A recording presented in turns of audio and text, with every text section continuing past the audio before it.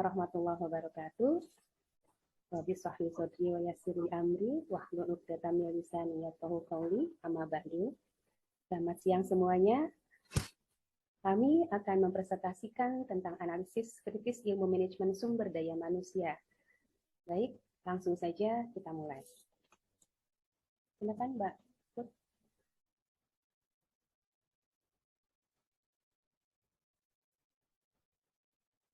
Full screen, Mbak.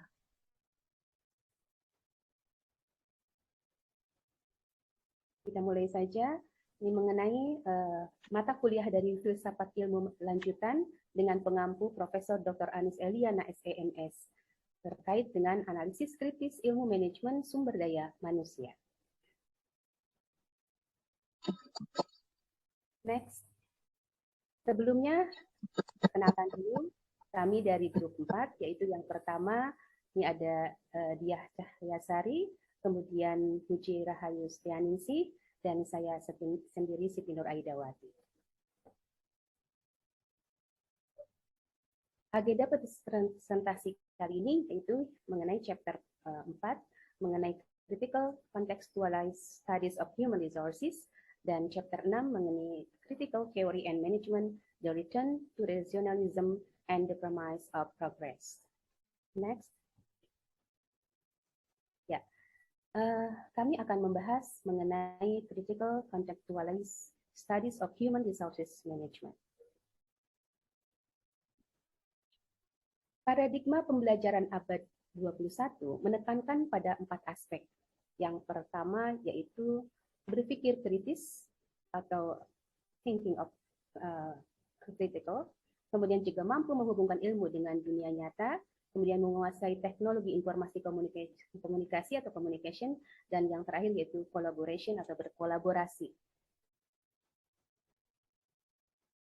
Dari perspektif filosofi, berpikir kritis adalah penilaian yang bertujuan untuk mengatur diri sendiri yang menghasilkan interpretasi, analisis, evaluasi, dan inferensi, serta penjelasan tentang pertimbangan bukti konseptual, metodologis, kriteriologis, atau kontekstual yang menjadi dasar pertimbangan.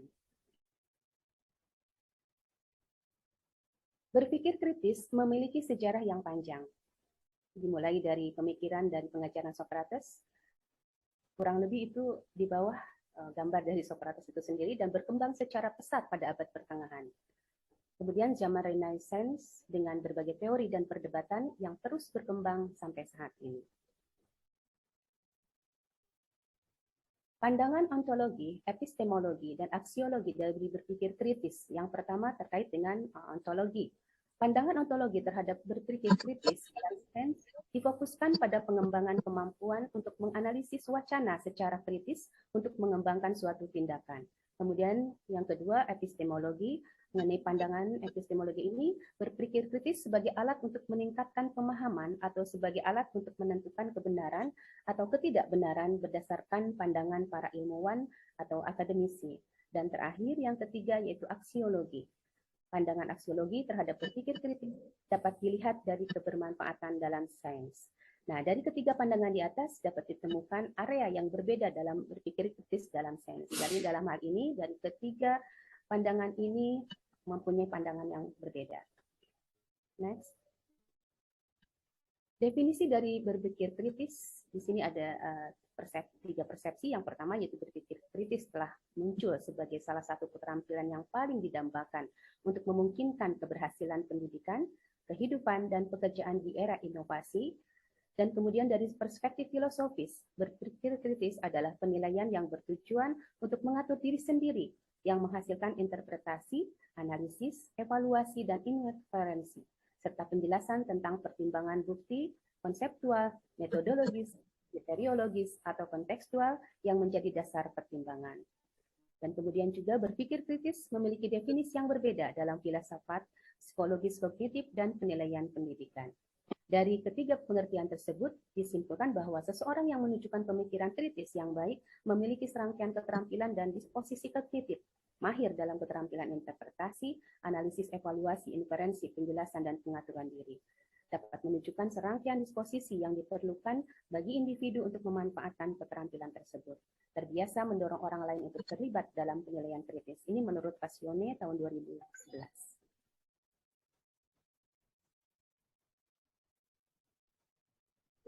Kemudian kita lanjut kepada teori manajemen. Teori manajemen seyogyanya lahir dan tumbuh dari kehidupan bermasyarakat, bukan terlahir dari teori yang terlepas dari kondisi masyarakat itu sendiri. Sebagaimana manajemen yang sedang tumbuh saat ini, manajemen yang terpisah dari kondisi sosialnya.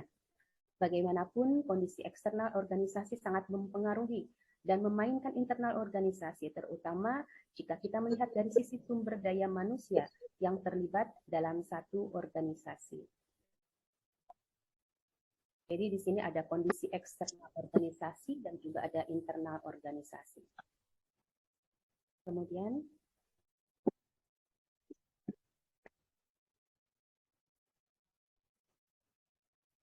setelah kita berbicara tentang teori manajemen, kita beralih kepada sumber daya manusia. Sumber daya manusia yang dalam hal ini terwakili oleh karyawan memiliki latar belakang sosial yang bermacam-macam, mulai dari kebiasaan, nilai etik, adat istiadat, keyakinan, dan lain sebagainya yang saling berbeda. Dapat dibayangkan jika organisasi atau suatu perusahaan memiliki 1.000 karyawan, maka terdapat 1.000 perbedaan yang ada. Ketika masuk dalam organisasi tersebut, setiap individu memiliki dan membawa latar belakang sosial itu ke dalam lingkup organisasi atau perusahaan tersebut.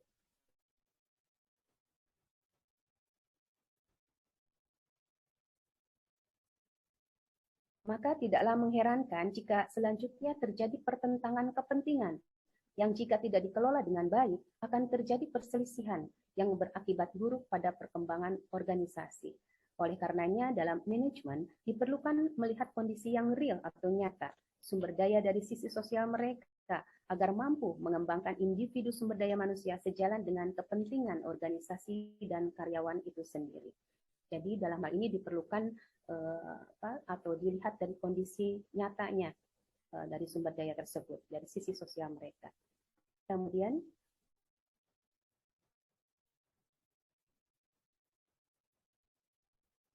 dari analisis terhadap referensi manajemen secara umum dan juga MSDM atau manajemen sumber daya manusia, sejumlah poin penting dapat diidentifikasi sebagai berikut. Yang pertama, itu secara filsafat ilmu analisis ilmu manajemen terbagi dalam dunia dua kelompok, yaitu yang pertama itu cara pandang instrumental atau instrumental view yang analisisnya bertolak dari organisasi, dan yang kedua yaitu cara pandang tindakan sosial atau social action view yang analisisnya bertolak dari tindakan pemangku kepentingan. Dan yang kedua, kemudian model MSDM juga terbagi dalam dua kelompok, yaitu hard model dan soft model. Hard model atau model Michigan yang berorientasi pada organisasi, sedangkan soft model atau model Harvard yang berorientasi pada kebutuhan manusia. Jadi dalam hal ini MSDM itu ada dua kelompok, hard dan soft model. Dan yang terakhir, yang ketiga, yaitu dalam praktek MSDM sesungguhnya seorang manajer harus mengintegrasikan hard model dan soft model tersebut dalam suatu spektrum sehingga ia mampu bergerak dari satu kutub ke kutub lainnya untuk menyesuaikan dengan variasi organisasi sebagai sebuah entitas dan variasi komponen di dalam organisasi yang ia pimpin. Dari tulisan tersebut dapat disimpulkan bahwa seorang manajer yang efektif adalah seseorang yang menguasai kesemua model pendekatan MSDM. Kemudian ia mampu menerapkannya pada situasi yang tepat atau bersifat contingency. Jadi dalam hal ini yang paling tepat atau yang bagus, efektif untuk sebuah perusahaan itu dari kedua atau mix model tersebut, baik hard model maupun soft model.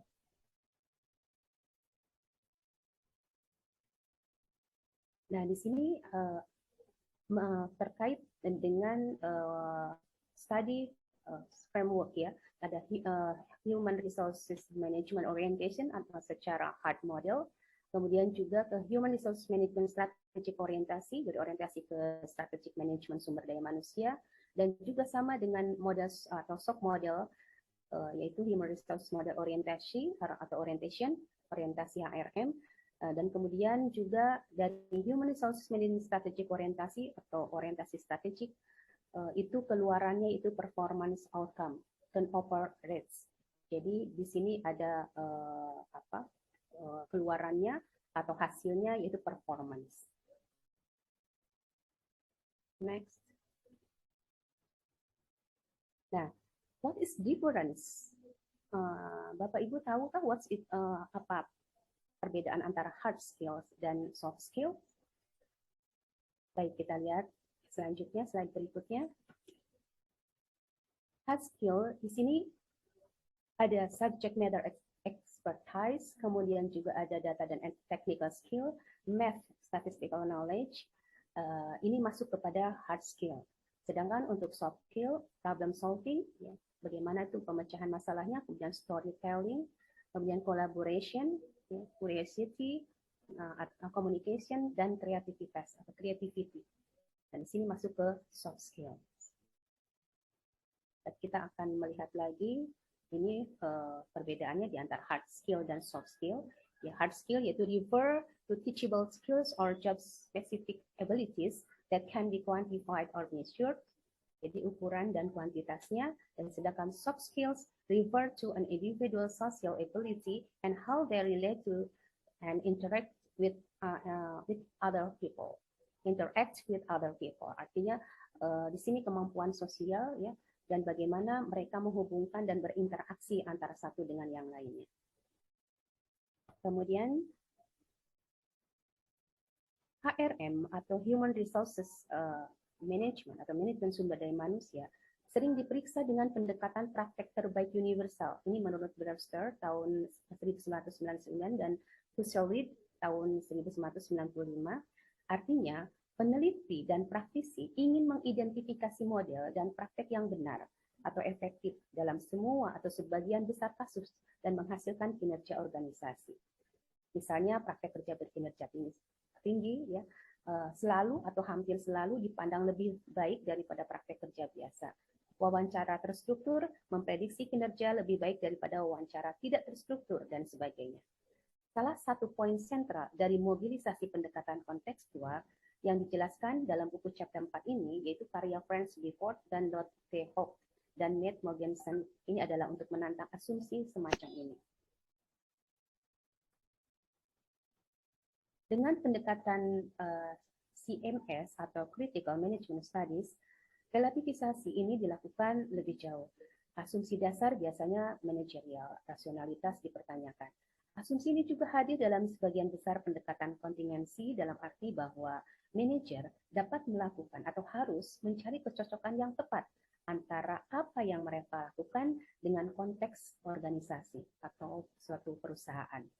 Pendekatan kritis menantang kelayakan, keunggulan, dan legitimasi rasionalitas manajerial yang biasanya dilihat sebagai titik tolak human resources management. Juga sebagai poin krusial, posisi kepentingan dan asumsi dimasukkan ke dalam pemeriksaan kritis sebagai bagian dari analisis konteks. Dalam chapter ini, pendekatan kontekstual HRM diperluas dengan dimensi studi HRM kritis. Jadi pendekatan kontekstual ini biasanya dipadu-padankan dan kemudian diperluas itu oleh HRM kritis.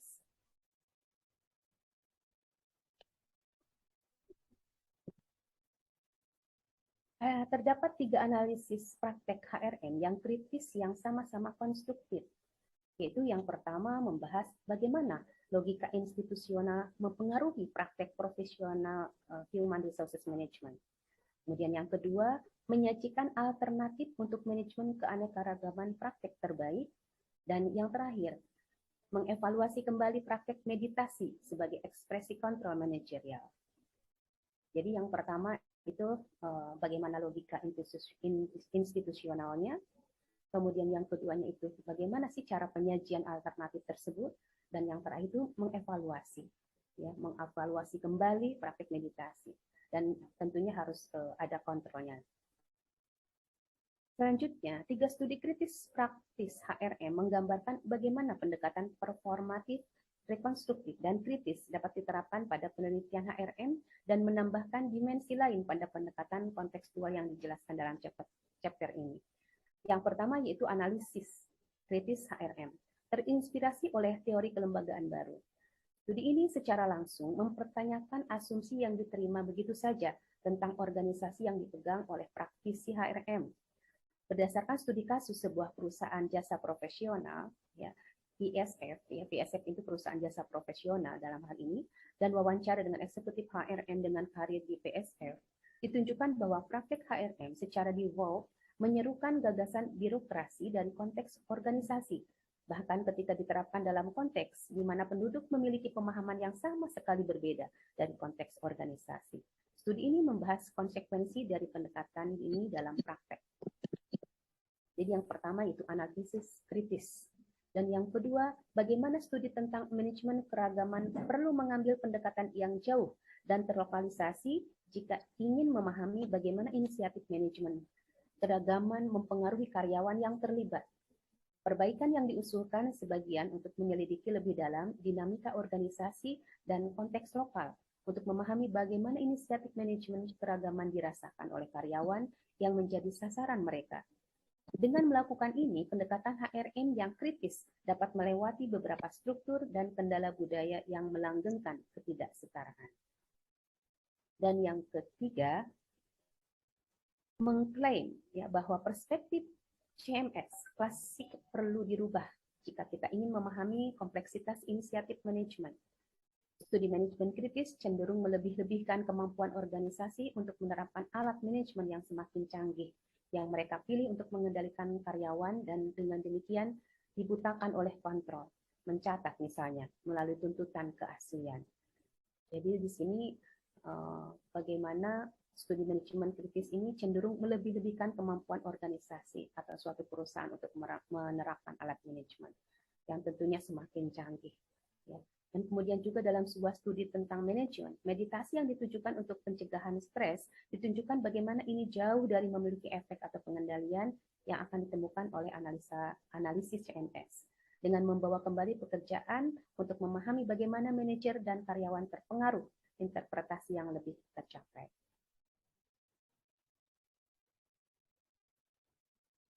Nah, Bapak Ibu, di bawah ini ada berbagai landasan yang sama dalam upaya untuk mencapai kritik praktek HRM yang lebih kontekstual, yang juga menguraikan arah untuk penelitian HRM kritis masa depan yang diusulkan. Di antaranya analitis, metodologis, dan praktis. Yang pertama terkait dengan analitis kritis HRM. Terinspirasi oleh teori kelembagaan baru, studi ini secara langsung mempertanyakan asumsi yang diterima begitu saja tentang organisasi yang dipegang oleh praktisi HRM dan membahas konsekuensi dari pendekatan ini dalam praktek. Metodologis. Pendekatan ini menggunakan studi kualitatif seperti etnografi, observasi, dan menghabiskan lebih banyak waktu dengan informan sebagai cara untuk lebih dekat dengan konteks organisasi, serta memahami bagaimana aktor atau dalam hal ini pemangku kepentingan organisasi memandang konteks ini dengan cara yang lebih kaya. Dan terakhir, yang ketiga yaitu mengenai teoritis. Teoritis ini, pendekatan ini mengubah perspektif dari HRM arus utama yang khas minat dan tindakan manajerial untuk melihat HRM sebagai praktek sosial yang kompleks. Perspektif praktek sosial menerangi jalur penelitian baru yang bertujuan untuk memahami bagaimana HRM dalam organisasi atau konteks tertentu diproduksi melalui menghubungkan dan menjalin berbagai wacana, praktek mikro, dan strategi retoris. Baik, untuk selanjutnya akan disampaikan oleh teman saya, yaitu Mbak Diah Cahyasari. Mangga Mbak Diah, silakan. Oke, terima kasih. Ada Biford dan Podfart 2015 menggunakan analisis logika kelembagaan yang berperan. Dalam Biford 2012 terlihat dalam tabel 41 kontradiksi tentang logika manajemen, di mana di sini dilihat dari aspek orientasi untuk logika manajemen profesional itu lebih condong ke luar ya atau klien, kemudian logika birokrasi dari pengelolaan itu berbasis intern. Kemudian untuk hubungan organisasi itu untuk logika manajemen profesionalnya adalah otonomi, sedangkan logika birokrasinya adalah saling ketergantungan. Untuk peran atau kompetensi itu untuk logika manajemen profesionalnya adalah generalis atau profesional, sedangkan logika birokrasi dari pengelolaan dari manajer ke karyawan. Dilihat dari aspek majikan ke karyawan, logika manajemen profesional lebih berfokus pada kolegial ya.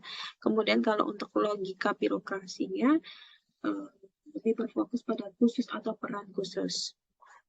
Kemudian untuk otoritasnya, logika manajemen profesional, meritokrasi profesional atau keputusan kolektif dalam kemitraan, sedangkan logika birokrasi dari pengelolaan lebih ke kantor atau posisi.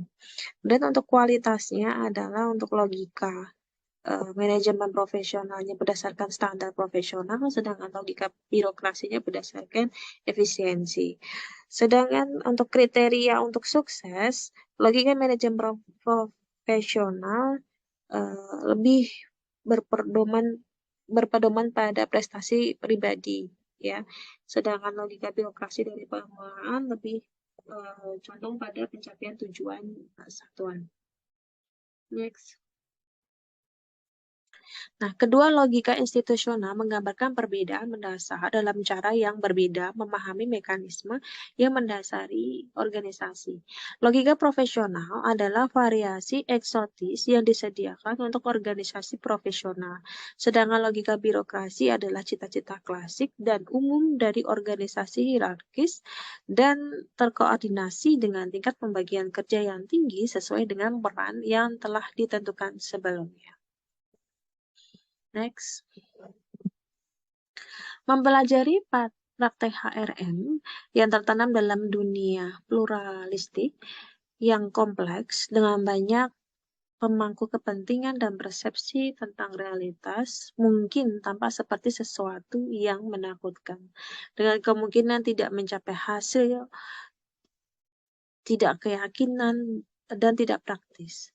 Sebaliknya, pandangan yang dianut dalam chapter ini adalah bahwa kecenderungan khas penelitian HRM untuk mengabstraksikan dirinya dari kompleksitas ini dengan cara tidak kritis mengasumsikan kesatuan kepentingan pemangku kepentingan organisasi atau dengan penerima kausalitas sederhana antara tindakan HRM dan pengaruhnya terhadap pihak yang terlibat.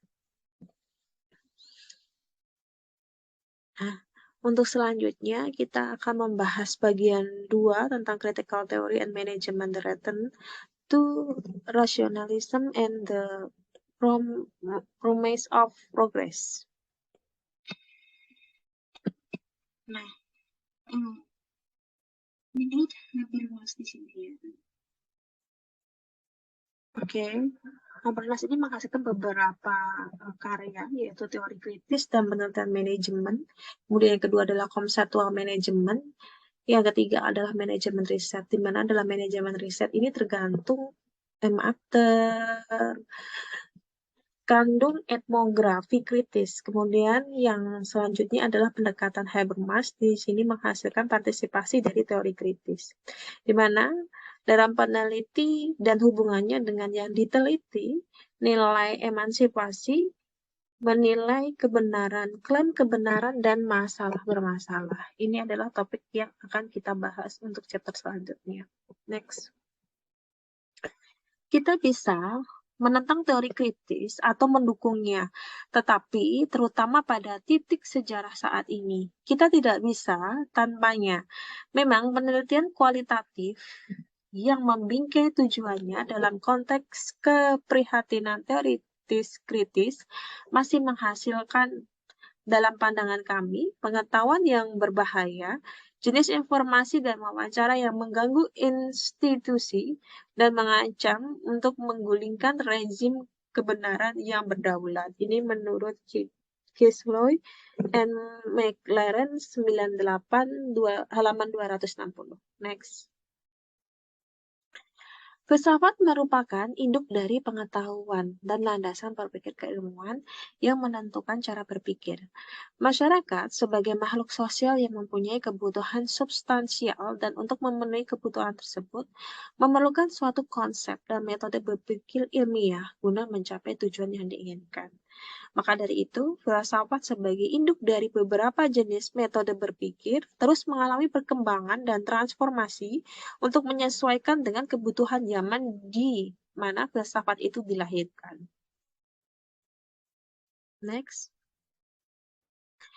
Filsafat sebagai ilmu yang memiliki sifat dinamis, sehingga perkembangannya akan berlangsung secara terus-menerus.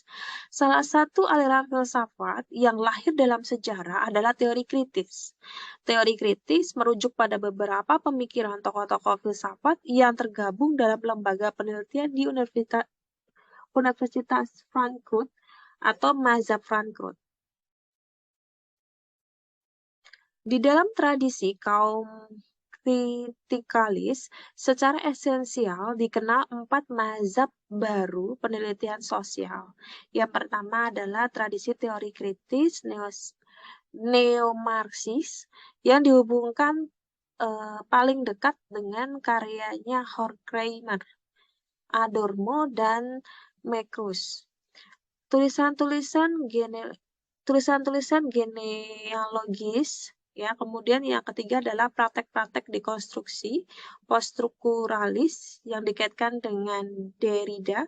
Kemudian aliran-aliran kaum postmodernis yang dihubungkan dengan Derrida,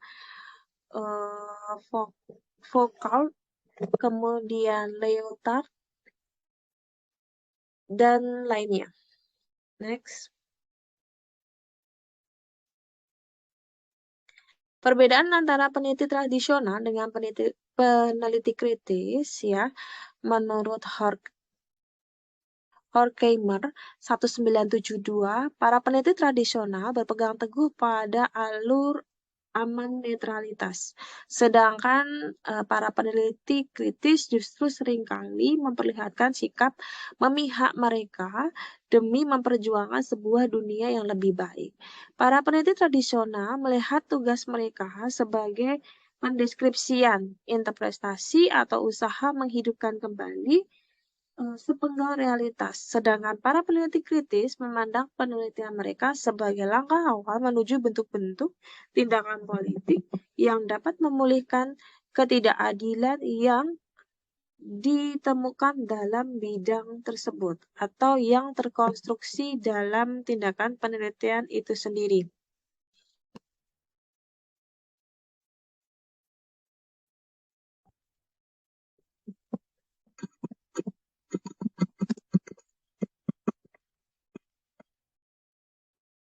Di kalangan peneliti kritis, ada keyakinan kuat bahwa ideologi bukan sekedar relasi mental yang imajiner dan menipu yang dijalani oleh individu dan kelompok terkait dengan kondisi material eksistensi mereka, namun juga tertanam kuat dalam materialistis praktek-praktek sosial dan institusional.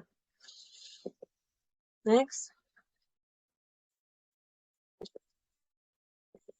Kebudayaan postmodern. Hiperrealitas adalah sebuah tema yang dipakai untuk menjabarkan masyarakat informasi yang secara sosial dipenuhi oleh berbagai bentuk-bentuk representasi atau sajian yang terus meningkat. Di area politik, kaum tradisionalis membentengi gerbong-gerbong budaya mereka dan menyingkirkan hantu-hantu khayalan seperti ideologi sekuler, liberal ekstrem, kemudian kaum utopianis tidak menyadari dampak yang ditimbulkan oleh hiperrealitas postmodern terhadap lembaga-lembaga mereka yang disamaratakan, menurut Denzin dan Lincoln 2010 halaman 117. Kemudian Freud wrote the Cambridge Companion to Critical Theory, di mana yang pertama ada Mazhab Frankfurt terdiri dari Max Horkheimer, kemudian Friedrich, kemudian Paul Leitch, Herbert Marcus dan Theodor Adorno. Kemudian yang poin 2 adalah Jürgen Habermas. Kemudian yang ketiga adalah Axel Hom. 3 ahli teori terkemuka dari sekolah Frankfurt adalah Max Horkheimer, Theodor Adorno, dan Herbert Marcuse yang awalnya beroperasi mengakui kerangka Marxisme.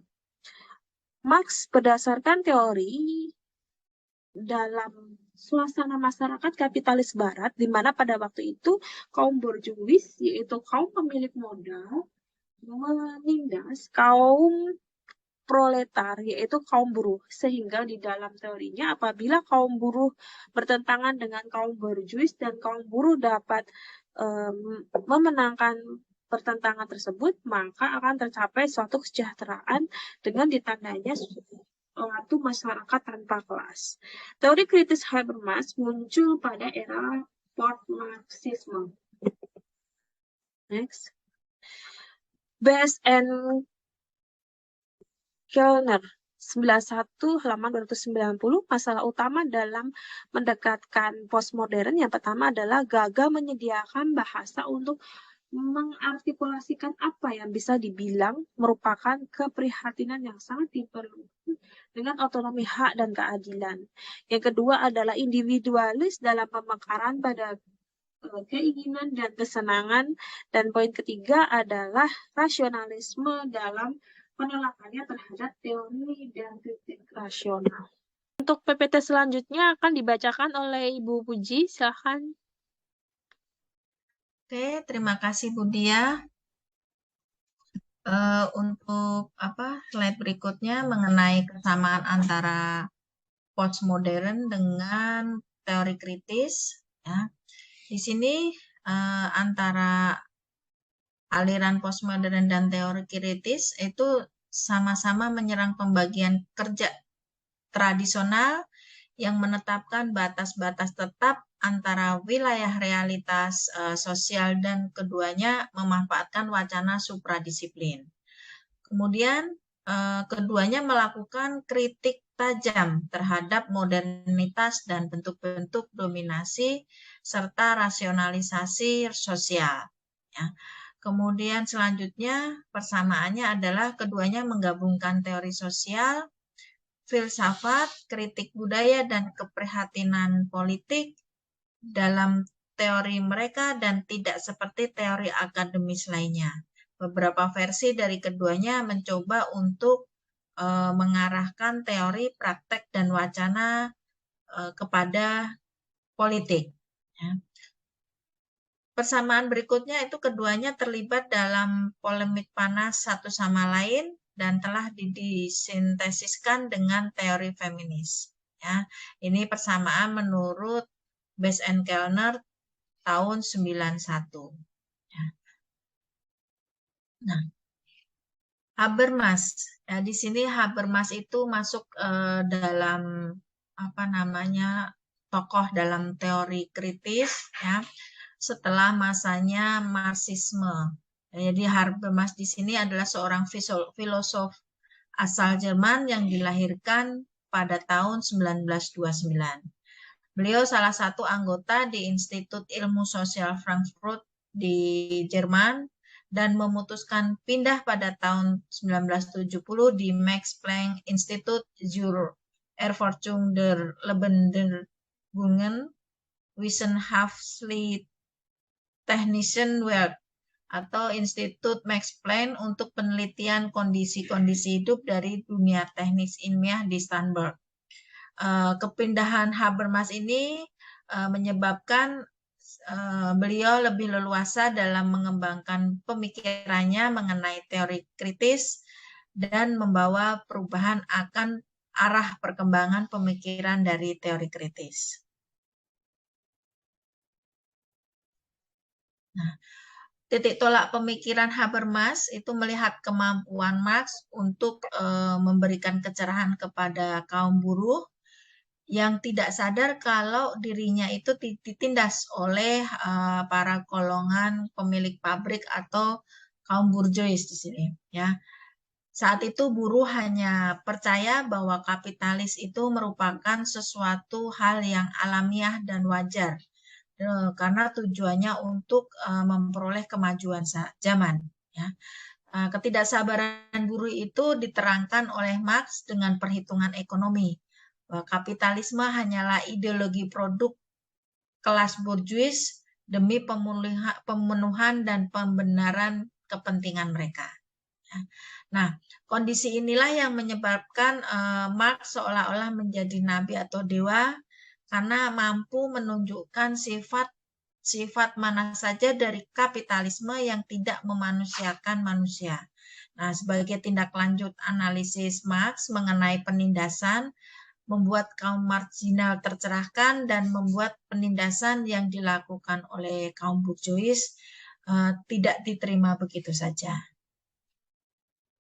Nah, pandangan ilmu pengetahuan Habermas yang mengalami puncaknya pada pertengahan abad 20, di mana dia menghasilkan karya yang berjudul On the Logic of Social Science and Knowledge and Human Interest. Ya.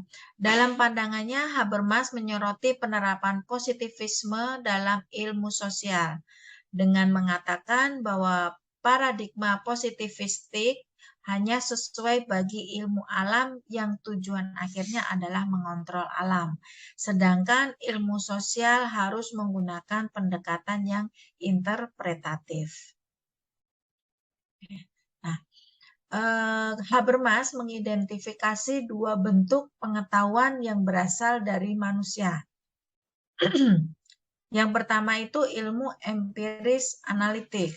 Itu menekankan pada minat manusia dalam berinteraksi kreatif dalam memenuhi kebutuhan hidup fisik. Yang kedua, ilmu sejarah hermeneutikan. Itu menekankan pada kepentingan praktis manusia yang muncul karena kebutuhan akan komunikasi antar pribadi, di mana manusia bertemu dengan orang lain yang berbicara, kemudian subjek berpikir dan bertindak yang harus dipahami secara simbolik. Jadi ada hubungan timbal balik dalam berkomunikasi di sini. Nah, kemudian untuk teori kritis dan hubungannya dengan penelitian manajemen, di sini Prasad dan Caproni tahun 1997 membedakan antara teori kritis dan kritis berpikir dengan berfokus pada 4 hal sebagai berikut. Ya. Yang pertama, penekanan pada konstruksi sosial dari realitas. Yang kedua, berfokus pada masalah kekuasaan dan ideologi, di mana ada kesadaran bahwa konstruksi sosial itu dipengaruhi oleh relasi kuasa dan pertimbangan tentang peran ideologi dalam mencegah individu dari hidup memenuhi kehidupan dengan menutupi kontradiksi sosial dan menciptakan kepalsuan ekspektasi. Yang ketiga, kebutuhan untuk memahami fenomena sosial atau organisasi dengan sehubungan beberapa interkoneksi dan lokasi dalam holistik konteks sejarah. Yang keempat, pentingnya praktis konstruksi pengaturan sosial yang berkelanjutan yang kondusif bagi perkembangan kondisi manusia. Ya. Jadi Prasad dan Caproni ini melihat pencapaian praktis dari sebagai sesuatu hal yang sulit, tetapi juga bagian terpenting dari teori kritis.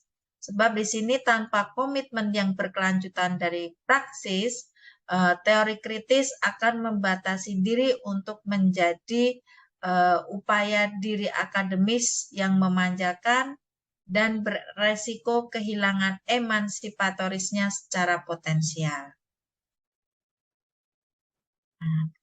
Calhoun 95, secara teoritis kritis keterlibatan dalam dunia sosial, ya, seseorang membutuhkan penjelasan tentang hal yang menonjol untuk tindakan praktis. dan kemampuan untuk menempatkan dalam kaitannya dengan pola aktivitas dasar lainnya. Misal zaman lain serta pengaturan kontemporer yang berbeda secara budaya ataupun sosial. Akibatnya teori kritis harus dilihat sebagai bagian tubuh kerja yang saling menuntut dan menghasilkan kritis dalam 4 pengertian. Ya, yang pertama bahwa keterlibatan kritis dalam dunia sosial kontemporer teoretikus mengakui bahwa keadaan yang ada tidak menghabiskan semua kemungkinan dan menawarkan implikasi positif untuk aksi sosial. Yang kedua, catatan kritis tentang kondisi sejarah dan budaya, baik sosial ataupun pribadi, di mana aktivitas intelektual teoritisnya itu sendiri bergantung. Yang ketiga, pemeriksaan ulang kritis terus-menerus dari kategori konstitutif dan kerangka konseptual pemahaman teoretikus, termasuk konstruksi historis dari kerangka kerja. Yang keempat, konfrontasi kritis dengan karya penjelasan sosial lainnya yang tidak hanya menetapkan poin baik dan buruk, tetapi juga menunjukkan alasan di mana titik salah paham dan demonstrasi mereka, kapasitas mereka untuk menggabungkan wawasan pada fondasi yang lebih kuat. Nah, di sini ada pendekatan dalam teori kritik ideologi yang disampaikan oleh Alfensen and Dietz tahun 96, di mana ada 4 hal pendekatannya, ya, ada 4 macam pendekatan: secara naturalisasi, kemudian universalisasi dari kepentingan manajemen, keutamaan dari instrumen pemikiran, dan hegemoni. Ya. Kalau dilihat dari naturalisasi, itu ada replikasi, pengaturan kelembagaan, sehingga ciri-cirinya tidak lagi dilihat sebagai pilihan, tapi sebagai cara alami untuk menjadi kritik ideologi yang mengungkapkan dan berfokus pada proses pembentukan, keberlanjutan, dan transformasi. Kemudian universal kepentingan dari manajemen, bahwa kritik ideologi itu akan menghadapi cara-cara di mana tujuan manajemen itu akan dianggap sebagai kepentingan semua orang di dalam perusahaan. Kemudian pendekatan keutamaan dari instrumen pemikiran, bahwa kecenderungan untuk fokus pada sarana dibandingkan dengan tujuan. Ya, jadi akan ada perdebatan tentang isu mendasar mengenai tujuan itu akan tetap ada, ya. Nah, ini masalah untuk teori kritis. Kemudian hegemoni, ya, itu mengatur masalah jaringan pengaturan konseptual dan material yang menghasilkan kain kehidupan sehari-hari. Ya, ini termasuk proses yang disetujui oleh kelompok dominan dan manufaktur yang didominasi. Nah, selanjutnya mengenai konseptualisasi manajemen. Ya, jadi organisasi sering diasumsikan sebagai kesatuan yang utuh dengan tujuan manajemen yang mewakili semua orang di dalam organisasinya. Wilmot membahas bagaimana gagasan manajemen yang rasional dan teknis itu paling baik dilihat dalam representasi pengetahuan manajemen sebagai sains, dengan alasan bahwa hal ini akan membantu dalam mengamankan pelaksanaan hak prerogatif manajerial. Kemudian Alfensen and Wilmot, bahwa teori kritis melawan kecenderungan, sementara penelitian dari perspektif ini akan berorientasi pada praktek. Ya. Jadi tidak ada upaya untuk memberikan perbaikan cepat untuk masalah manajemen. Ya. Dan memang ada kecenderungan dalam mengabaikan teori manajemen yang ada sebagai ekspresi pemikiran teknokratis yang berusaha membatasi potensi dan keinginan manusia untuk memperkuat status quo-nya. Ya, ahli teori manajemen tradisional juga dikritik karena gagal menghargai sifat historis, konstruksi sosial dari proses kerja yang ada, dan untuk menafsirkan kebutuhan individu karyawan. Ya, misalnya kebutuhan akan uang, keamanan, kemudian aktualisasi diri. Nah, kemudian metafora atau perubahan yang mendasari banyaknya teori manajemen tradisional adalah fungsionalis, di mana pentingnya kelangsungan hidup organisasi itu sering menjadi tekanan dan kepentingan pribadi. Adalah sesuatu yang harus diberantas sebagai disfungsional untuk kegiatan organisasi. Nah, ini ada tabel alternatif perubahan dari manajemen. Jadi metamor perubahan alternatif manajemen. Jadi di sini manajemen sebagai komunikasi yang terdistorsi. Kemudian metamornya berikutnya adalah manajemen sebagai mistifikasi. Kemudian manajemen sebagai doping budaya. Dan manajemen sebagai kekuatan penjajah. Nah, Horkheimer dan Ardon tahun 47 ya. Kalau kembali ke teori kritis yang awal bahwa semua manusia pernah dipandang sebagai calon pencerahan dan emansipasi ya. Horkheimer tahun 1989 mengidentifikasi bahwa kerah putih karyawan termasuk manajer itu sebagai kelompok sosial yang paling berjasa dalam pemeriksaan kritis secara mendesak. Kemudian Braverman dalam Labor of Monopoly Capital tahun 74 berpendapat bahwa manajer dan pekerja mental itu adalah target dan agen kontrol kapitalis. Nah, ya, orang lain itu akan menunjukkan bagaimana manajer sering mengalami dilema moral ya, dan etika, dan sering di sini dianggap sebagai korban. Kemudian manajer menengah khususnya yang dipilih sebagai kelompok yang sering menderita dalam organisasi modern. Ini pendapatnya Scarborough dan Burrell tahun 96. Nah, karena perubahan tadi ya, perubahan dalam manajemen yang terus bermetamorfosa ya, perdebatan ini akan terus berlanjut ya, di mana teori kritis dapat digunakan dalam studi manajemen. Apakah ada resiko yang dapat digunakan untuk memperkuat ataupun menantang dari elit dominan. Nah, Elphinstone dan Wilmot itu menyarankan agenda penelitian sebagai berikut. Yang pertama, mengembangkan pandangan non-objektif dari teknik manajemen dan proses organisasi. Yang kedua, mengungkap relasi kuasa yang asimetris, menangkal penutupan diskursif, mengungkapkan keberpihakan kepentingan bersama, menghargai sentralisasi bahasa dan tindakan komunikatif. Ya, jadi dengan berdasarkan pendekatan ini, di mana manajemen dipandang sebagai sosial, kemudian ditambah dengan punya cita-cita emansipatoris ya, nantinya akan berdampak pada pendekatan terhadap metodologi penelitian dan hubungan antara peneliti dan yang diteliti.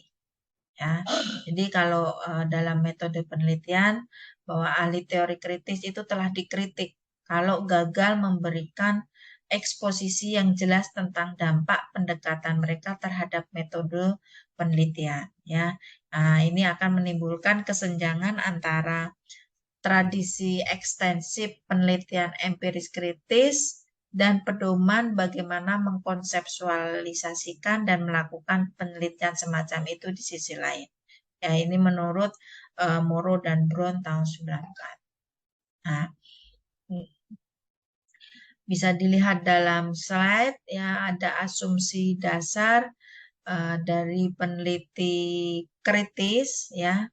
Ada beberapa hal yang bahwa misal di sini disebutkan bahwa semua pemikiran pada dasarnya dimediasi oleh kekuatan hubungan dalam bentuk sosial dan historis. Ya, bahwa fakta tidak dapat dipisahkan dari nilai. Kemudian hubungan antara konsep dan budaya tidak pernah stabil, ya, sering dimediasi oleh hubungan sosial produksi dan konsumsi kapitalis. Kemudian bahasa akan menjadi pusat pembentukan subjektif. Kemudian kelompok tertentu dalam masyarakat manapun diistimewakan dan mempunyai alasan untuk keistimewaan itu dalam sangat bervariasi, ya. Kemudian asumsi berikutnya adalah bahwa penindasan memiliki banyak wajah, dan di sini diartikan dalam banyak bentuk, ya. Jadi kemudian hanya berfokus pada satu sisi yang mengorbankan orang lain, ya. Kemudian praktek penelitian arus utama umumnya, ya, meskipun paling sering tidak disadari, itu akan terlibat dalam reproduksi sistem kelas, ras, dan penindasan gender.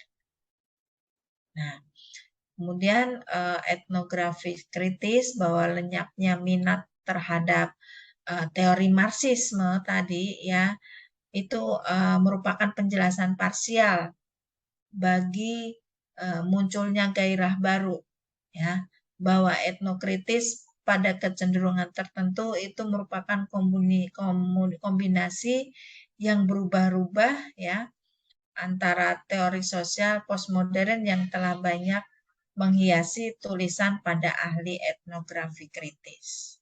Ya. Kemudian Alvensen menyebutkan bahwa etnografi kritis itu berorientasi untuk mengungkap praktek yang menindas dalam organisasi. Kemudian terbuka akan nilai emansipatoris. Ya. Dampak praktek yang mendasar itu dilihat atau dianggap sebagai etnografi kritis tidak berorientasi pada praksis dalam arti langsung, kemudian berdampak langsung pada praktek sosial. Ya. Etnografi menarik dari perspektif kritis karena membiarkan orang dalam organisasi berbicara untuk diri mereka sendiri dengan melakukan studi etnografi, yaitu sebagai sarana penting untuk memoderasi catatan total manajemen dan organisasi.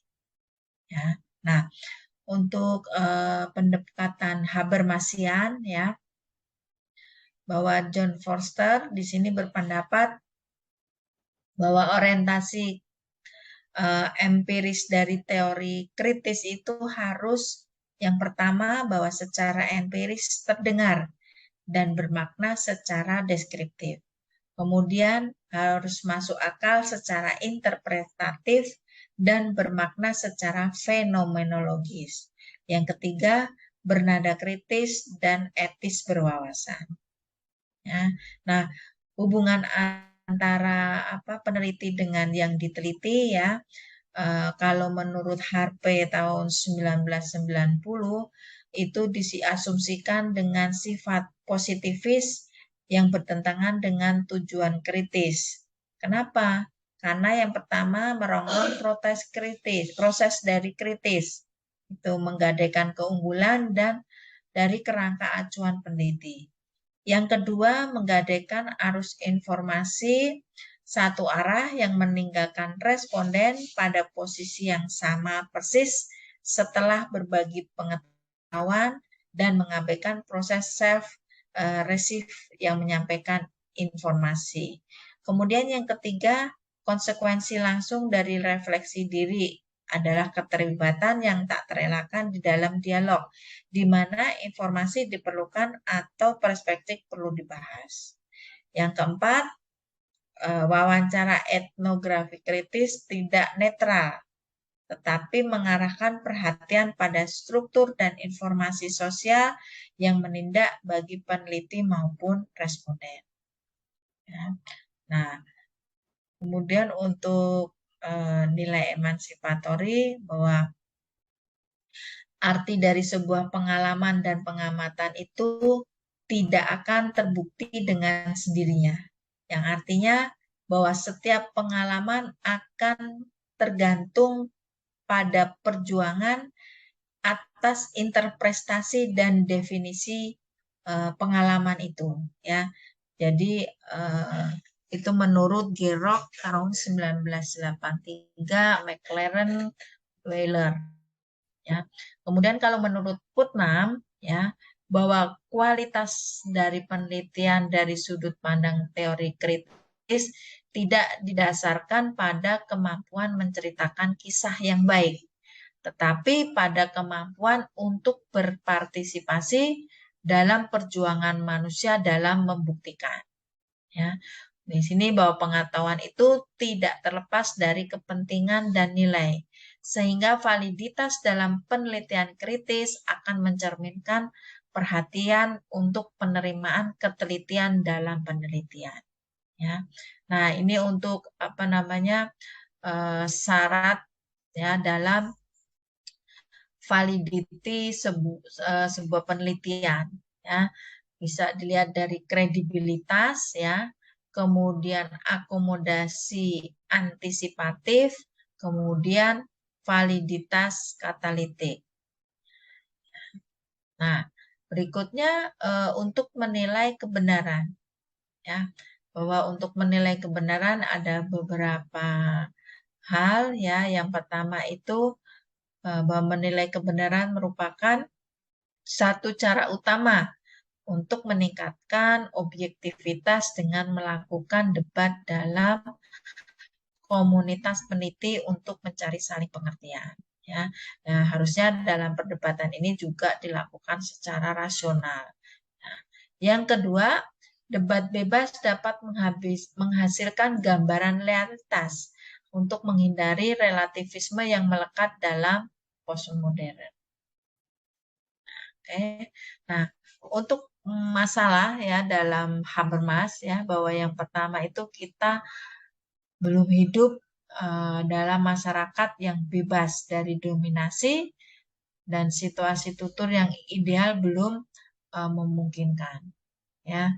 Kemudian yang kedua, jika konsensus rasional hanya mungkin pada situasi bicara yang ideal, seberapa jauh kita dari situasi seperti itu dalam komunikasi apapun. Atau sebaliknya, ya, bagaimana kita tahu jika kita benar-benar mencapainya. Yang ketiga, konsensus rasional dalam kondisi kompetensi komunikatif memunculkan nilai-nilai yang diturunkan dalam tradisi. Yang keempat, berkaitan dengan klaim bahwa setiap konsensus harus muncul dari wacana, karena ini akan menyiratkan kemungkinan penilaian netral terhadap klaim pengetahuan oleh peneliti rasional. Ya. Nah, ini pertanyaan, ya, bagi peneliti untuk menggunakan kerangka kerja Habermas. Ya. Apakah mungkin untuk mencapai situasi bicara yang ideal? Kemudian apakah kesepakatan dicapai karena masalah kekuasaan yang mendasari? Ya. Kemudian yang ketiga, mungkinkah para peneliti terlibat dalam konsensus kolusi di mana rekan peneliti bersatu sebagai kelompok untuk mempertahankan kecemasan, sehingga bidang pengalaman mereka menantang pandangan dunia mereka abaikan dan tidak tereksplorasi dengan baik. Nah, kemudian yang keempat, akankah komunikasi selalu mengarah pada konsensus? Apa yang peneliti lakukan jika konsensus tidak tercapai? Ya, jadi ini beberapa pertanyaan dalam kerangka kerja Habermas. Ya. Nah, dari paparan yang kami sampaikan dari awal, ya, dapat kami simpulkan bahwa teori kritis itu akan di sini memberikan kritik yang kuat terhadap positivisme dan memberikan pendekatan interpretatif neopositif. Kemudian isu utama dalam teori kritis berkaitan dengan kebutuhan pandang peneliti yang diteliti untuk secara revis, ya, menyadari presuposisi dan nilai mereka sendiri, ya. Kemudian Habermas memberikan model berbasis komunikasi baru untuk evaluasi epistemik, di mana penyelidikan terjadi dalam konteks intersubjektif ya, dengan tujuan yang lebih baik untuk dipahami sebagai kesepakatan bersama daripada pengetahuan tentang suatu objek. Nah, kesimpulan berikutnya itu adalah tindak tutur yang ideal di mana distorsi komunikatif dihilangkan, kita dapat menilai validitas klaim tertentu atas kebenaran dalam debat terbuka dan jujur. Ya, kemudian terakhir adalah penolakan teori kritis terhadap relativisme dan keterikatan pada tujuan emansipasi memberikan posisi etis yang khas, dan penulis telah menghasilkan banyak karya instruktif di bidang tersebut. Nah, ini untuk asumsi dasar dari peneliti kritik, ya, dari bahwa semua pemikiran pada dasarnya merupakan dimensi dan kuasa yang dibentuk secara sosial dan historis, ya. Kemudian fakta tidak dapat dipisahkan dari nilai ataupun dihilangkan dari bentuk prasasti ideologis. Kemudian hubungan antara konsep dan objek, antara penanda dan signifikan tidak pernah stabil. Kemudian bahasa adalah pusat pembentukan subjektivitas. Yang kelima, kelompok tertentu dalam masyarakat manapun diistimewakan atas yang lain, meskipun alasan untuk keistimewaan ini dapat sangat bervariasi. Ya. Yang berikutnya, bahwa penindasan memiliki banyak wajah dan hanya berfokus pada satu sisi. Yang terakhir, bahwa praktek penelitian arus utama umumnya meskipun tanpa disadari itu akan melibatkan sistem kelas, ras, dan penindasan gender. Ya. Nah, demikian sajian materi dari kelompok kami. Terima kasih atas perhatiannya. Assalamualaikum warahmatullahi wabarakatuh.